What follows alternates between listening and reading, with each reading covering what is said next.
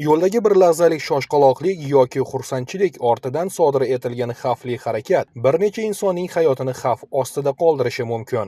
Oltiariq tumanida ham yo'l harakati xavfsizligiga tahdid soluvchi transport vositalarini boshqarish jarayonida turli xavfli harakatlarni sodir etgan haydovchilar aniqlandi. Ular tomonidan yo'l harakati qoidalarini qo'pol ravishda buzish, boshqa harakat ishtirokchilariga xavf tug'dirish bilan bog'liq holatlarga yo'l qo'yilgan. Xavfli harakat qilish birinchidan o'zlaring uchun xavfli. Hayotlaring uchun xavfli. Ikkinchidan bitta boshqalar bor.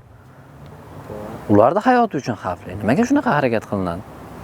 Nimani isbotlamoqchi bo'ldilar shu harakat bilan, drift qilish bilan? Aniqlangan holatlar yuzasidan haydovchilarning shaxsiga aniqlik kiritilib, ular bilan profilaktik suhbatlar o'tkazildi. Qoidabuzarliklari bo'yicha belgilangan tartibda ma'muriy hujjatlar rasmiylashtirilib, haydovchilarga nisbatan tegishli choralar ko'rildi. Ijtimoiy tarmoqlarda e'lon qilinayotgan videolarni monitoring qilish davomida ushbu 3 ta Gentra rusumli transport vositasi haydovchilari to'y tadbirida ishtirok etib, xavfli harakatlarni, ya'ni yo'l bezorligi sodir etganligi aniqlandi. Ularga nisbatan Ma'muriy javobgarlik to'g'risidagi kodeksining 128-10-moddasi, ya'ni yo'l bezorligi qoidabuzarligi yuzasidan ma'muriy bayonnomalar rasmiylashtirildi. Haydovchilar bilan o'tkazilgan suhbatlar davomida ushbu transport vositalarini boshqargan 2 nafar shaxsning hali haydovchilik guvohnomasi olmaganligi ma'lum bo'ldi. Yo'l hech kim o'zining mahorati yoki xursandchiligini namoyish qiladigan joy emas.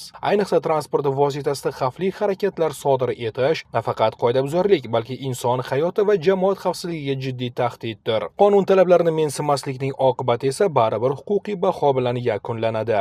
O'rtog'imni to'yida mashinada har xil yurilishlar qilib, xavfli manevrlar qilganimdan pushaymonman. Sizlarga ham bu ishni qilishlarni tavsiya bermayman. Qilgan ishimdan afsusdaman. Shu 12-avgust kuni o'rtog'im to'ydi. Shunda mayorlar qilib, shu mashinani eshib, qilgan ishimizdan pushaymonmiz mana. Instagramga qo'yishgan ekan, mana topib kelishdi. Qilgan ishimdan pushaymonman. Buni birovga maslahat bermayman bunaqa qilishlarni.